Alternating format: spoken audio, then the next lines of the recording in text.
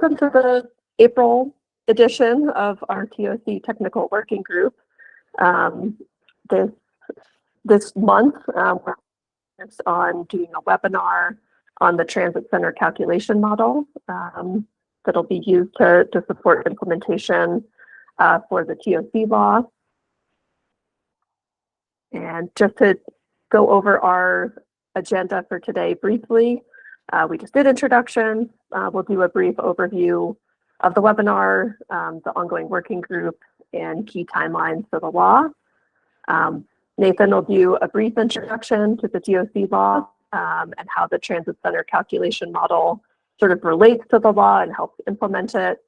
I'll do a brief overview of the calculation model and user guide, sort of key concepts to understand, areas to focus on as you're getting used to working with the model. James will do a live demonstration showing some examples, and then we'll have time for questions at the end.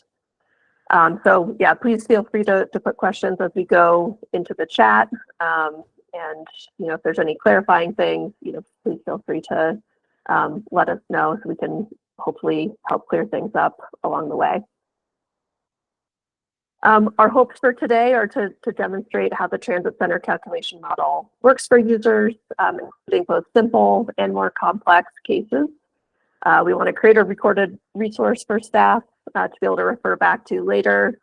Again, so if everyone from your team couldn't make it today, hopefully it's something we can have out there, have timestamps and whatnot, so that you can get to the right place and understand how to use the tool. We'll hope to answer your questions and also offer our assistance in an ongoing way with using the tool. It is pretty user-friendly, but there's a lot of flexibility in it, and so we do want to make ourselves available to help with figuring out kind of how to use it for your specific jurisdiction.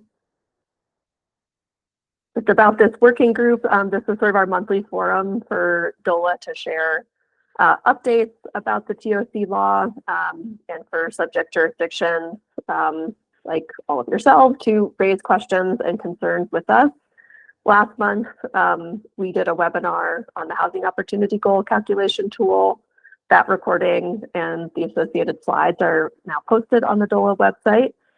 If you missed that or want to refer back, this month we've got the transit center calculation model. Next month, we don't have an agenda topic yet. So if you have ideas, things that you'd love for us to cover, if you want to share what you're doing in your jurisdiction, we'd be open to all those things. So please reach out to us by email or whatever works. Just a brief overview at a high level of some of the upcoming deadlines. The real near-term one being the end of June of this year, with the preliminary TOC assessment report. That is mainly entailing the housing opportunity goal calculation, no kind of calculation of zoning capacity or rezonings are required by then. Then at the end of 2026 is the final housing opportunity goal report. And by the end of 2027 is the compliance deadline for the law as a whole. So if some elements are not yet finalized, such as some of the rezonings needed, by the end of 2026, end of 2027 is that final deadline. And just wanted to say that while today we are focused on the transit center calculation model, which does focus more on some of these kind of later portions of implementation of the law in terms of calculating zoning capacity and designating transit center, we did just want to get these resources out there, recognizing that many of you may be more focused in the near term on calculating the housing opportunity goal, which totally makes sense. Just wanted to get this out there early.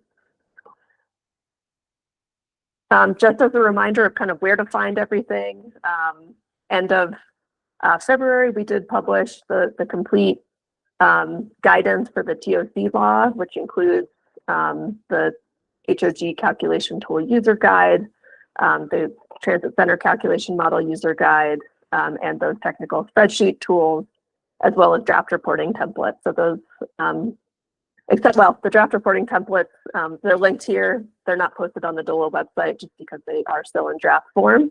but you can find everything else up on the DOLA website. And if you need help access anything or have any questions, please feel free to reach out to us.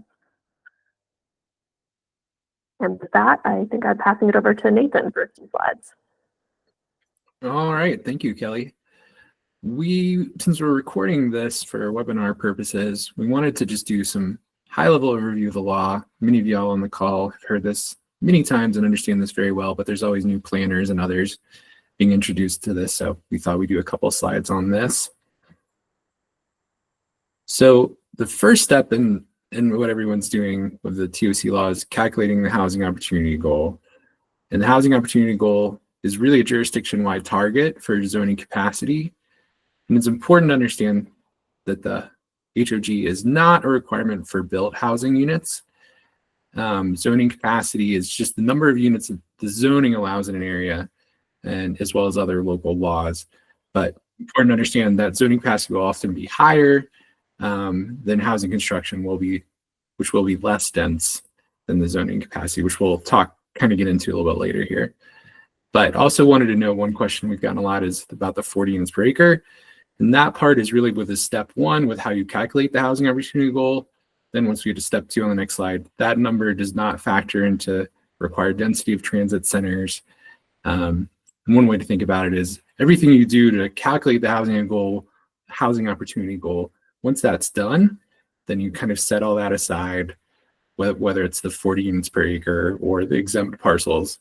And then the next phase has different elements to it. And that's just one thing we're trying to be able to communicate clearly. Next slide. So as I said, step two, then once you've calculated the goal, then identifying the transit centers where the dense residential zoning is to reach the housing opportunity goal.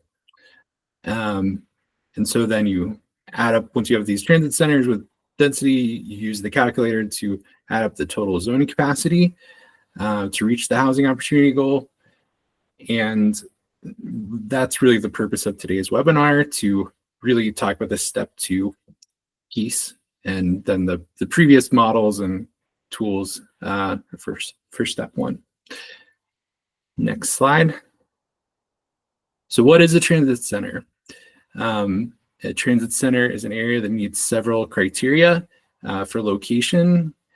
You can locate transit centers in the transit area, the optional transit area, a quarter-mile bonus buffer. And so this is a way of kind of saying you can really spread out the density per the flexibility in the law. They do need to be 15 units per acre minimum, and then have administrative approval processes for smaller parcels. In many cases, this term transit center that's been created for the law is going to be part of existing zoning districts, but it's also might be zoning overlays, PUDs, new zoning districts, subsets of existing zoning districts. And in the model itself, it's referred to as transit center sub-districts to recognize that you may want to break it apart into different pieces to be able to measure the zoning capacity more efficiently. Next slide. The law ends up being a little bit complex like this because of all the flexibility in it. And there's a lot of ability to identify transit centers of different sizes and densities. This shows a couple examples of spreading it out further and getting 20 units an acre, or concentrating in smaller areas and getting 80 units an acre. Next slide. And then here's just some examples of different ways to increase zoning capacity, from increasing the height, which is kind of the first thing people think about, but you also can reduce parking requirements, zone for mixed use, et cetera, tweak things like setbacks, lot coverage.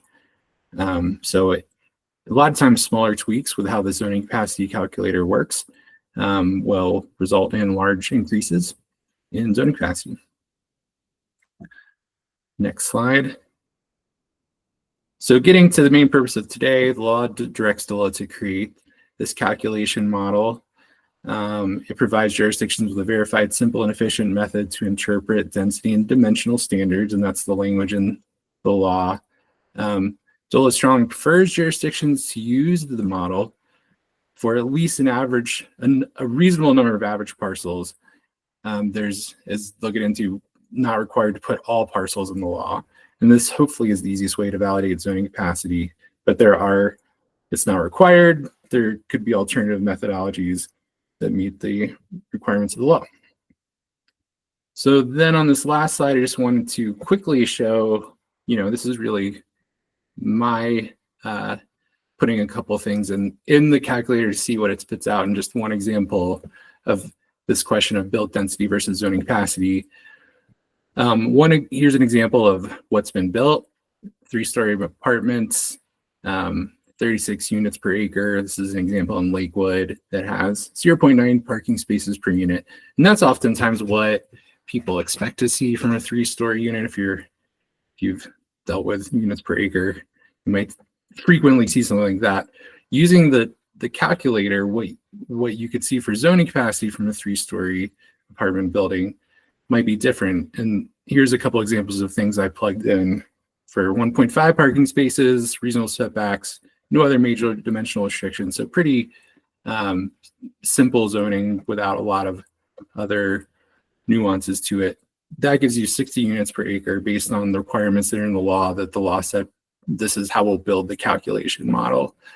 And similarly, if you just change that same building to no required parking, that really boosts the 100 units, boosts the zoning capacity up to 100 units an acre, recognizing that in a lot of cases, developers will still build parking, but the law gives credit based on just what the zoning requires, which would be no parking. So that's just one example we wanted to kind of throw out there to give an idea once we get into more details of the model. So with that, I'll turn it back over to Kelly, I think.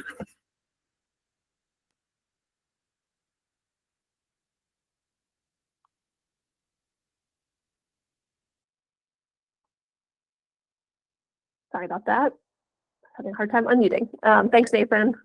So I'm going to just do an overview now of how the model works and some of the key worksheets you'll need to focus on and inputs that you'll need to prepare. So the calculation model has 7 worksheets in total that you'll really need to focus on, really 2 primarily, and a third optionally, which we'll spend the most time on today. The first worksheet is just about the model. The second worksheet, you'll fill in your jurisdiction and contact information. And it's really worksheets 3 through 5 that we'll go over in more detail. Worksheet 6, there's no user input, but you'll be able to view sort of a summary of all the outputs once you're done inputting all of your data. And worksheet 7 is just kind of background calculations related to surface parking. So just if you're real interested, you can take a look at that one. At the right, you'll see the calculation model legend, which is available on each worksheet just for reference, and can help you identify where there are required user inputs in orange, as well as optional user inputs in pink. So a few other things to note just as you're getting started, that the calculation model should be opened in Excel rather than Google Sheets. We found some of the formulas don't quite work right across the 2 software platforms, so just wanted to note that. And then some cells are locked to avoid unintentionally breaking the formulas. So you might see that pop up. Just wanted to note it. Accompanying the calculation model are some key sections of the TOC law guidance document. In section 3, there's interpretive guidance about transit centers and the calculation model, including interpretation of several key terms which are important to review. The calculation model user guide is in the same document. It's Appendix B, and that provides detailed instructions for how to use the model. And within Appendix B, the instructions for each worksheet begin in section B2. And then in section B3, there's guidance for some of the work needed to be completed in GIS to prepare inputs for the model. And if you're interested, the user guide also contains background information about all the calculations in the model, how it works, how it calculates density. Again, if you're curious, but we did try to label the user guide pretty clearly for kind of where you need to pay attention to user inputs versus what is sort of background information. And so today we'll really be focused mostly on the user inputs that you'll need and sort of how to interpret the outputs. So skipping over the first couple of worksheets that are just informational, wanted to start with worksheet 3. And inputs in this worksheet apply across the whole model and all the transit center subdistricts that you'll be inputting. So this worksheet contains some default assumptions which users can modify if they choose. It's optional, with data and a justification for doing so. So these baseline assumptions factor into calculating zoning capacity and include some pretty key inputs like the average housing unit size, which there's some detail in the law about what source we're supposed to use. And so that is included in here, the American Housing Survey from the census. Some of the other default or baseline assumptions rather are the average size that a surface parking space and associated circulation areas takes up, and the typical lot width to depth ratio of a parcel, which is something that's used to calculate setbacks. You can review, and I think James will do a run through of what some of those are, and users can read those as is, or if you feel like those things are really different in your jurisdiction and you want to change those defaults, you can do so and just include a justification and any data for doing so. So a list of all the baseline assumptions are included in the table at the right here, just for your reference.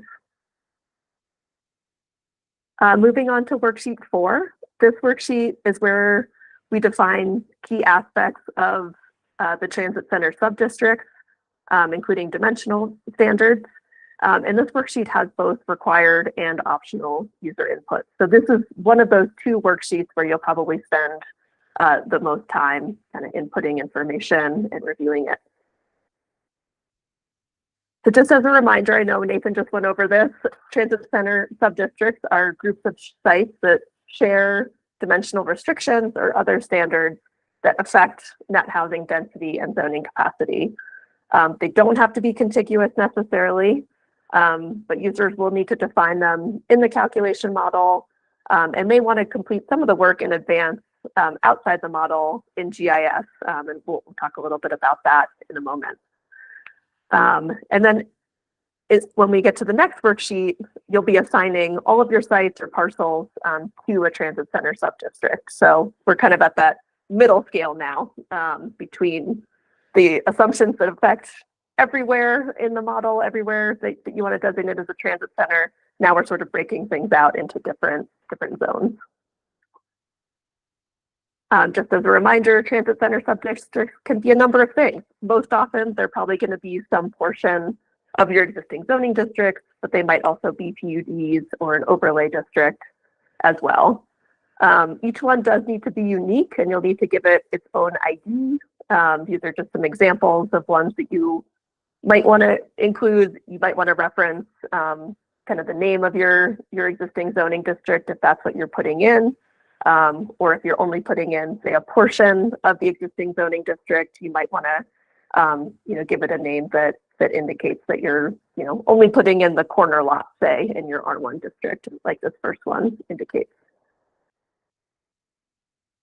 So this slide gives you an overview of all the fields you'll need to think about for this worksheet. You won't necessarily need to fill them all in, and I'll get to that.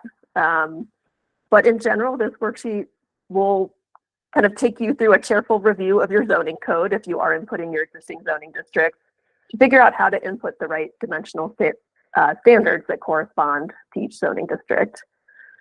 In the user guide, we've divided up the inputs into 3 sections. This first one on the left includes just some basic information for each subdistrict, including the ID that you would like to give it, that unique identifier, a description, like maybe the zoning district that it's a part of, or the name of the PUD, whatever makes the most sense for you to refer back to.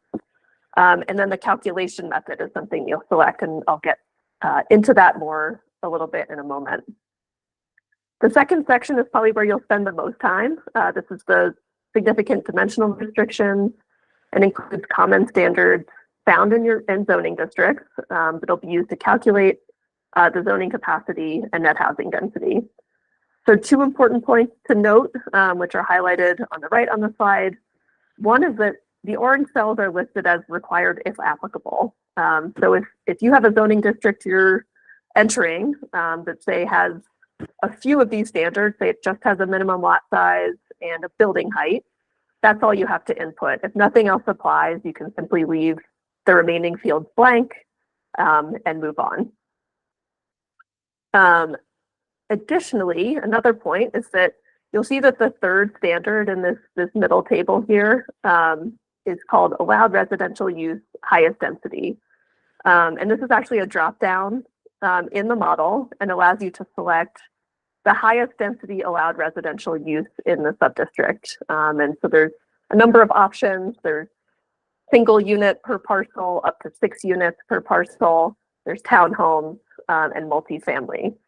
And so once you decide, say if there's, multiple different types of housing that you allow in a particular zoning district, you'll choose the densest form of housing, say it's townhomes in a particular case, and then you'll enter all the corresponding dimensional restrictions associated with townhomes in that district, whether it's height or parking or everything else.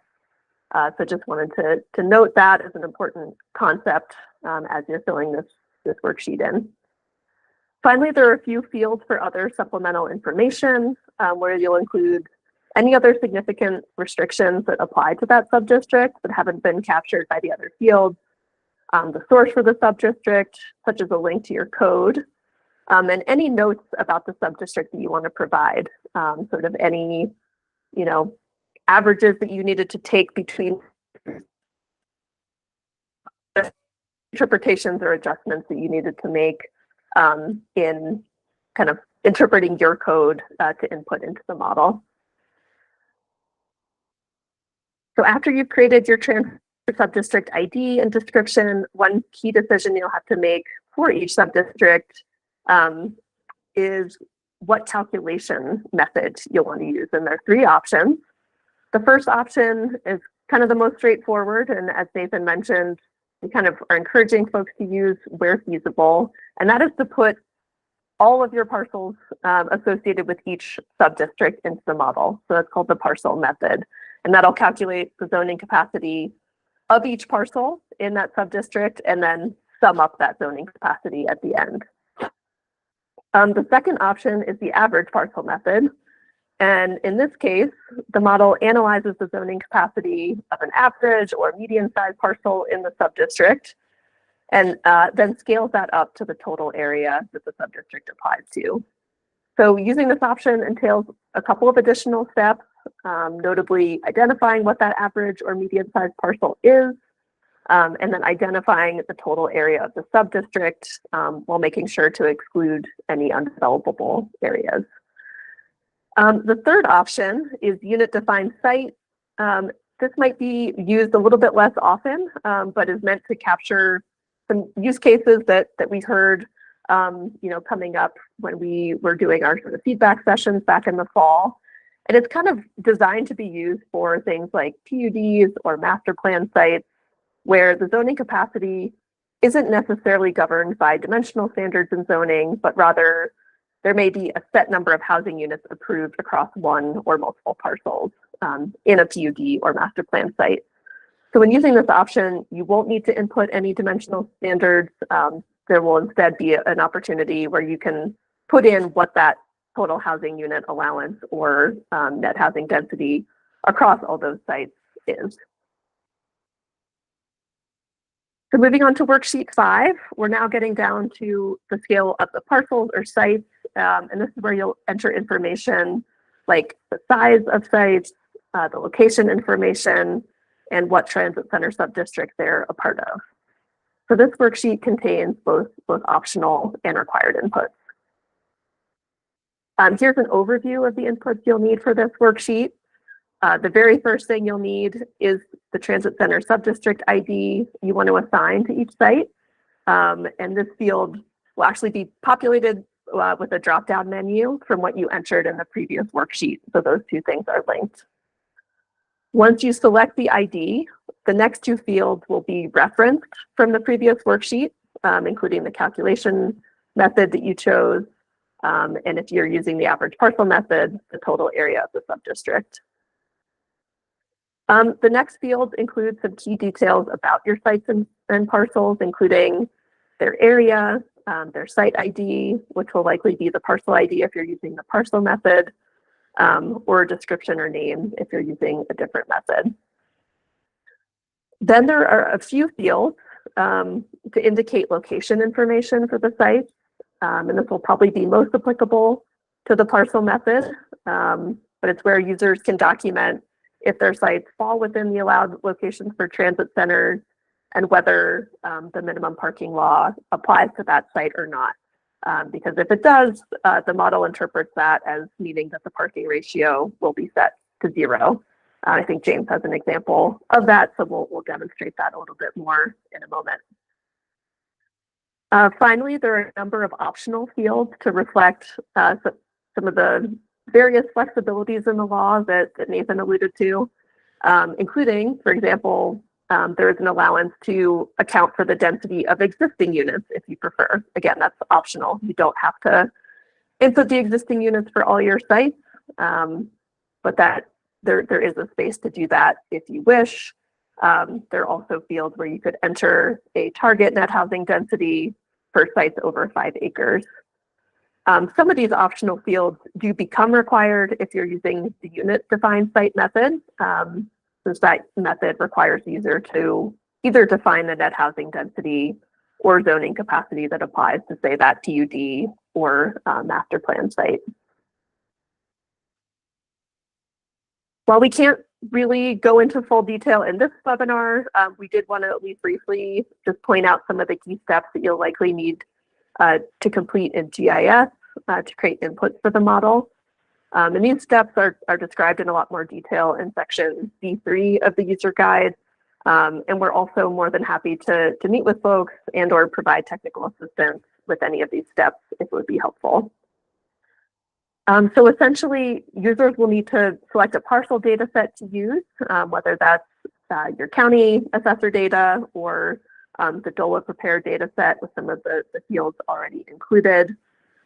You'll then need to create some of the fields needed for the calculation model. Probably one of the most important ones being assigning the right transit center subdistrict ID to the parcels that you want to be associated with it. So it'll probably be based on your zone district. Maybe it'll be something you do manually based on parcels that abut a certain type of street, or however it is that your zoning code applies. That'll probably be something you do in GIS. In addition, you'll want to make sure the area calculated in square feet to be able to enter into the model, and that parcels have those location tags that we mentioned, whether they fall into transit areas, optional transit areas, and whether the minimum parking requirement law applies. Once all that information has been assembled, users can export the parcel information from GIS into some tabular format, and making sure to filter location criteria for transit centers. Then once you make sure those fields are aligned with the calculation model, you can copy and paste parcel data into the model if you are using that parcel method. Otherwise, you may need to take a couple of additional steps.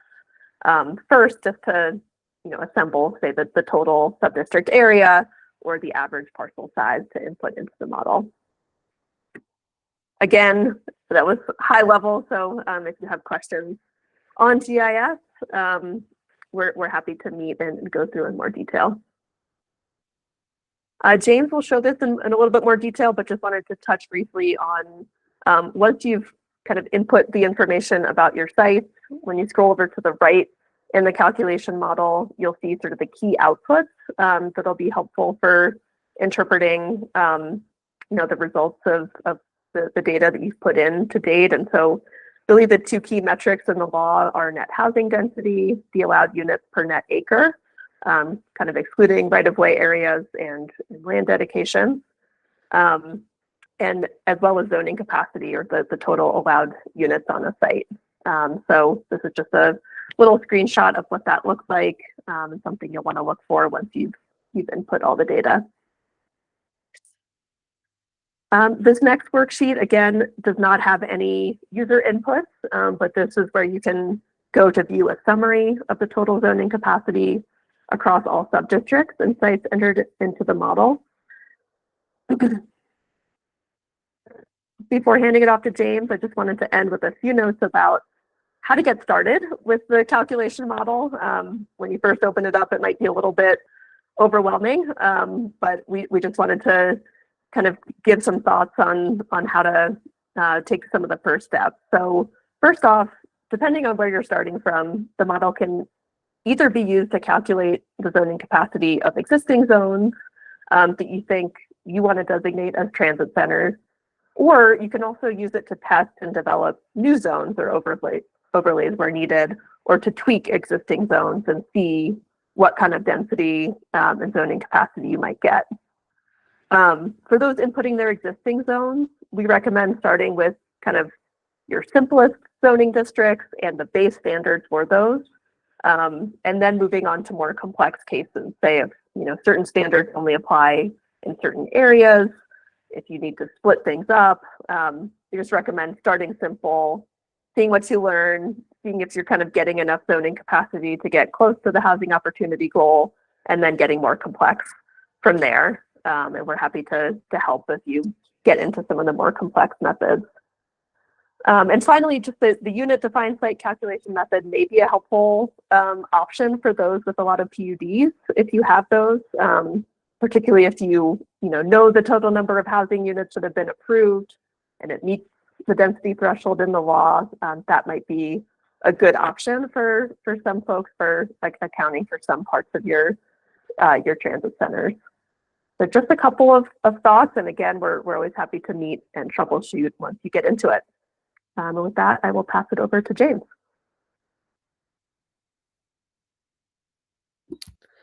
Thank you, Kelly, and thank you, Nathan. Let's take a short breather. This seems like a lot because there is a lot, and hopefully in the next 20-30 minutes, I get to repeat some of the information and demonstrate how these concepts come alive through using the tool.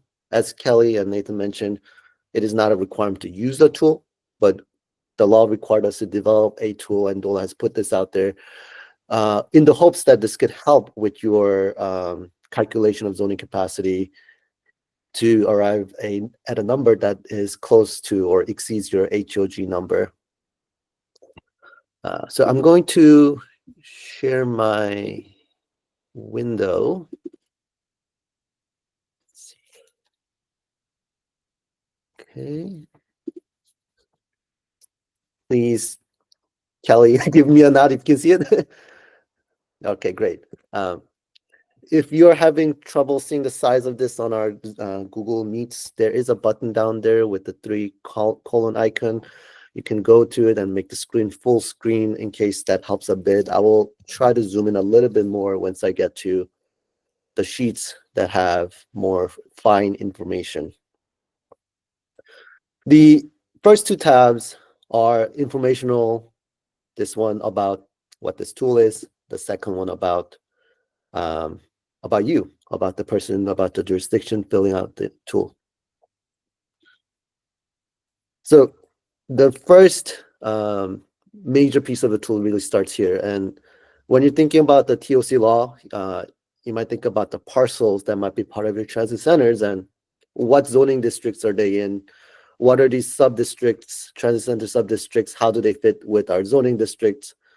And it is important to understand and put in information that is relevant to your sites and your zoning districts, because the nuances matter, the differences matter in arriving at the zoning capacity. But before we get there is this baseline assumption. It's the concepts and the numbers that's in this sheet flows through all the calculations. And you have two options here. One is to read, understand, and accept the assumptions that are made here. The second is to give your assumptions that are different than what is already on this page. I'm going to go through this pair in a little bit more detail in the time we have today. Either because you have bigger sites or because you have policies that require land dedications, or some portions might need to be right of way or other easements. You might think if it's a lot bigger than certain acres, certain size, surely some portion of it is not housing. Surely some portion of it has to be right of way, easements, land dedication. That's what these two assumptions are designed to handle. First one is, what is that threshold? At what point do you start to make the assumption? And the second one is, what share of your lots bigger than that 2 acres in this case is set aside as your public area? As you can see, the base value is 2 acres and 0%. So in effect, the baseline assumptions do not assume any public area in rights of way, easements, or land dedications.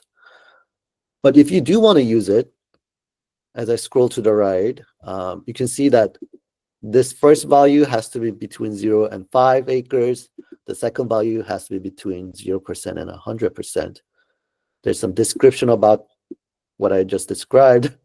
But as you scroll to the right, you'll see these 4 cells in pink that are optional that you can enter information into. So maybe you want to say lots greater than 3 acres have to get some public area. And you notice when I enter this value, this cell to the right turns orange, indicating you should be entering some information here. And DOLA staff who will be reviewing these worksheets will see that there are orange cells and ask themselves, are they filled or not? So this is a reminder to you as a user to provide information. What is the reason for providing this number 3 instead of the baseline assumption? And then the set aside amount, maybe you assume that 20% of that site is your public area. Why is that the case? Is that a specific policy in your jurisdiction? Please enter it here so that the DOLA staff can understand where this assumption comes from.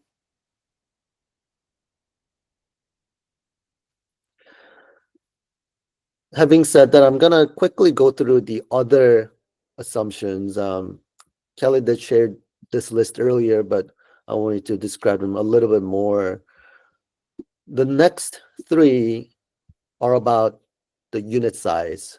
The law has specific source of information where we were required to use in this development, this tool.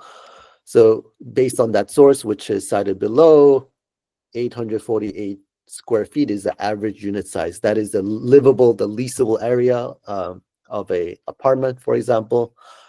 And then the third item in this grouping is the gross unit size, because there's a difference between the unit you live in and the total building area, which includes other units, but also corridors in an apartment, hallways, staircases, stairwells, and elevators. So that is what this number is, an average gross unit size. The difference between gross and net unit size is determined by this factor, 85%. Again, if these numbers are not accurate to your context, you are able to provide other numbers, and provided that you also enter information about where you're getting those assumptions from.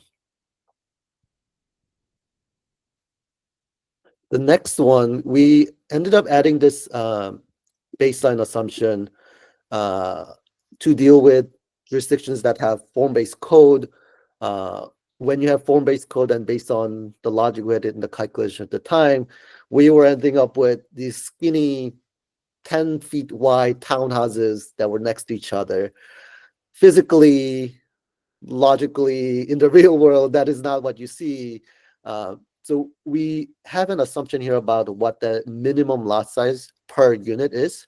This 1,500 square feet is applicable only for your sub-districts that are your zoning districts that are townhouses or something less dense. This assumption about 1,500 square feet per unit is not applicable to your multifamily zones, multifamily sub-districts. The next one is an assumption about how much a car parking, surface parking stall is, how big that is. This is not only the dimensions of a typical width and length of a car, but also includes the circulation area that's needed for the car to pull out or enter that parking area. Finally, related to you thinking about how to implement the idea of setbacks, one of the dimensional restrictions or standards, we take a lot and we have to make some assumption about its lot depth and lot width. That is determined by this ratio of 1.5, that the lot depth is about 1.5 times the width of that lot.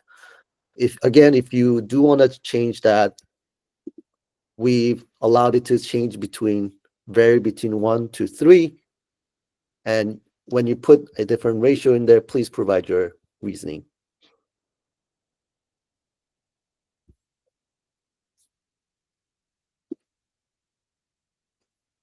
Moving on to the fourth worksheet. I'm going to be going back between fourth and the fifth worksheet here to demonstrate or show you examples of sub-districts and sites that you may enter. First is what I'm calling R20 sub-district. It's a residential zone.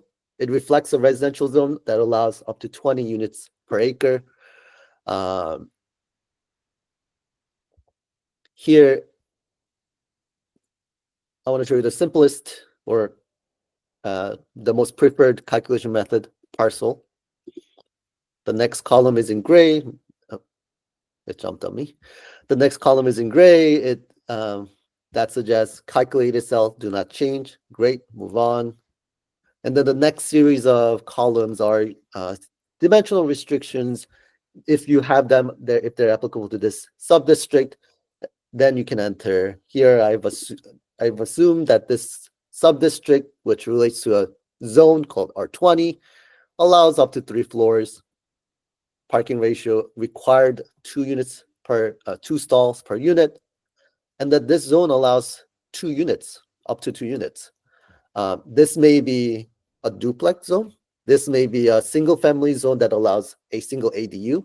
Both examples are counted in this using this tool as 2 units of allowed residential use.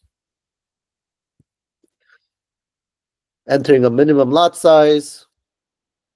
You can see that I've skipped some of the inputs, just one for illustrative purposes, but also secondly, you might actually have a situation where these things don't exist for that zone. Now going to the fifth worksheet, I've selected my R20 subdistrict. This cell, the next 2 columns, I should say, immediately pulls the information that I've entered about R20 subdistrict in the previous worksheet. Now that I've shown that, before I scroll over, one thing I recommend you doing when you're using this workbook is hiding columns just to save screen real estate, like this, for example. So for this site, I assumed it's a 4,000 square feet lot, mainly because I had assumed this as a minimum lot size of 4,000 square feet. So I thought it would be good to show a site that is 4,000 square feet. I didn't do it here, but please enter your site ID. The next 2 columns, the transit area and optional transit area. By definition, if your transit centers need to be part of these transit area or an optional transit area or the buffers of those. So one of these 2 should be a Y, should be a yes. I've assumed there's an existing unit there, and I'm not using any of the other optional inputs. Taking us to the key output section here, you can see that the calculated net housing density is about 11 units per acre. As mentioned earlier, your net housing density, in order to be counted as your transit center, need to be between 15 and 500. So the final net housing density is cut to 0 because it didn't exceed the 15 threshold. And thus, the zoning capacity for this 4,000 square feet site is 0 units. I tried to put some logic of why that is the case. Knowing that this is recorded, I'm gonna just dwell upon here for a few seconds in case anyone wants to come back to why a 4,000 square feet ends up with 1 unit and thus only 11 units per acre in this using the calculator. I have another example below where using the same R20 district, same method, but instead of 4,000, it's a 4,500 square feet area. Everything else is the same about this entry.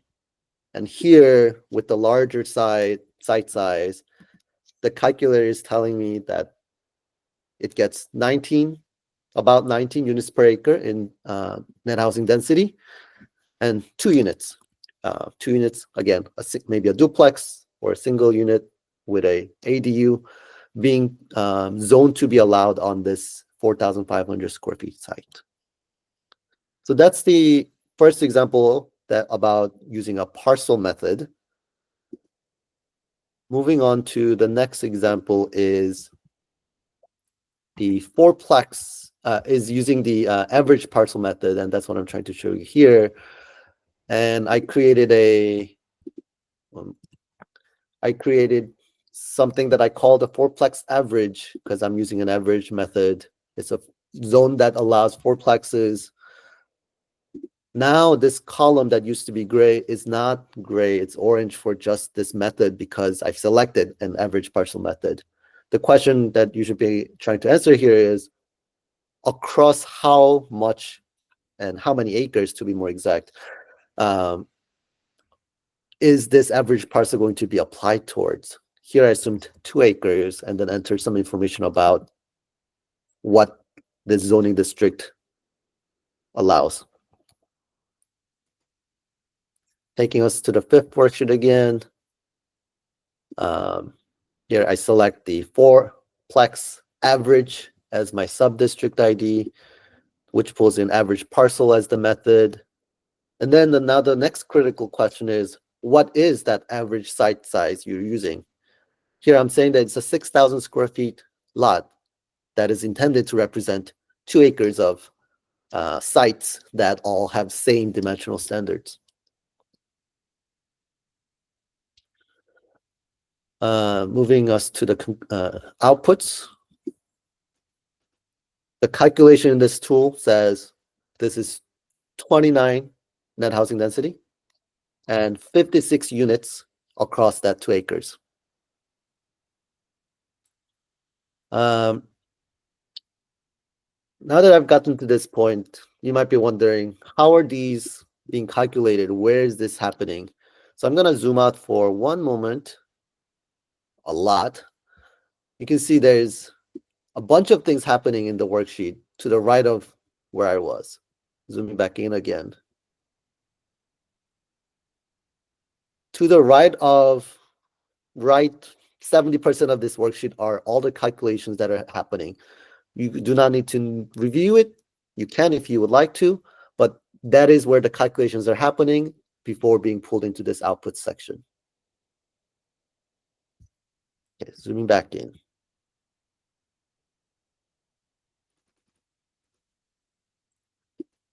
Next example, I've created a mixed-use neighborhood transit zoning district. This is a multifamily mixed-use context.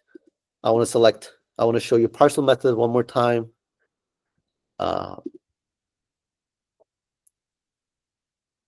me point you to this one. Because it's a multifamily district, I selected multifamily. As Kelly mentioned, what if this zone allows multiple things listed here?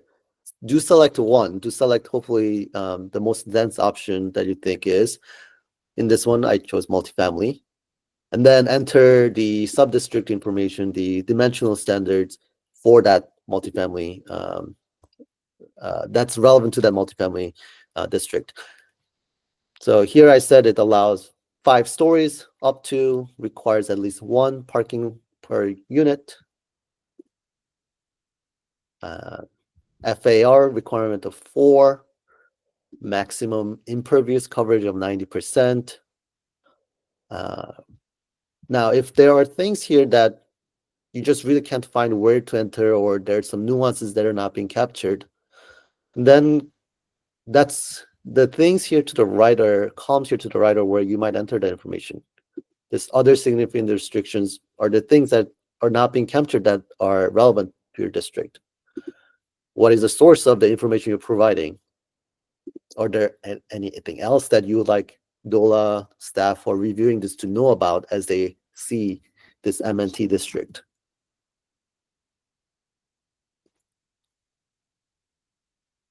So I created 2 examples to show here. They're exactly the same. They're both 50,000 square feet lots using that MNT sub-district, allowing multifamily. Here, just to illustrate, I've chosen that they're not in the transit area, but they're in an optional transit area. Again, it's got to be in either. Let's focus on the first row first, where, like previously, if you were following that, I have not talked about the minimum parking law. That is still going to be the case for this row. And then, based on all the inputs and the calculations happening to the right, the net housing density is 118.48 per acre. That's also same as 136 units in zoning capacity for the number of square feet that are assumed for the site, that are entered for the site. Now, I said the second row is exactly the same. It's 50,000 square feet, same sub-district. The only difference here is that the minimum, it's in a place that is where the minimum parking law, HB 24-1304, is applicable. When this is turned on to a Y, what that does is that it turns the minimum parking ratio from whatever it was to 0. Now, you might be saying, it's not realistic to have 0 parking. My answer to that is, this calculator and the whole purpose of the law is about zone capacity. It's not about realistic or developable capacity. So that's why we're assuming a 0 parking, surface parking in this, or I should say 0 parking in this case. So even though it's the same site size and same sub-district, just because of that difference in parking requirement, the second example has a higher net housing density and a higher zoning capacity. All right. Moving on to my last example is this one. MNT PUD. It is, the name really didn't have to be MNT, but maybe it is a mixed use. It's in a mixed use area. It's in a mixed use district, but there is a PUD or some other agreement or some other thing happening where dimensional standards and restrictions are not the defining factor or determining factor. It is that agreement or the policy. So you click, instead of parcel or average parcel, click the unit defined site method. What that does is it turns all of the preceding or following cells gray, again indicating you do not need to enter any information there. And then in the sites worksheet, you can select that subdistrict. I created again 2 examples of 80,000 square feet PUDs. What changes with this calculation method are these columns, starting with instructions. What used to be optional, and because it was optional, I was ignoring for up to this point in the webinar. It turns required. It says required target net housing density or target zoning capacity. One of the next 2 columns has to be filled out for this method. So for the top row, I chose to show you the target zoning capacity of 1,000 units are allowed based on agreement ABC.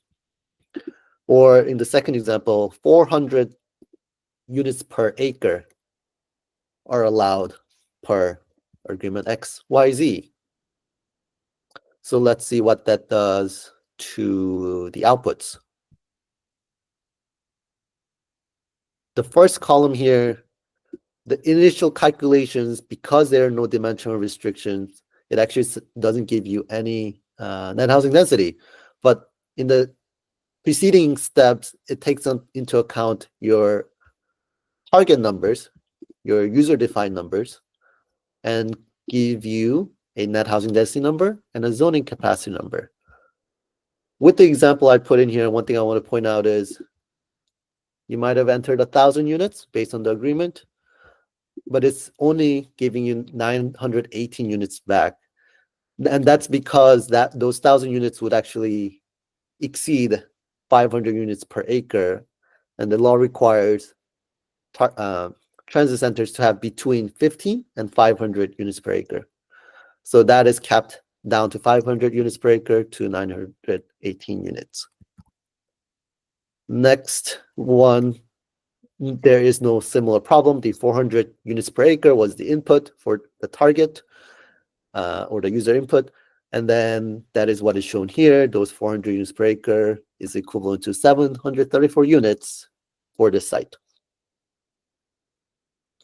So those are the examples I wanted to show you. What I've shown you is all the 3 methods, and some of the columns, like maybe you want to enter existing units or know how to use the minimum parking law.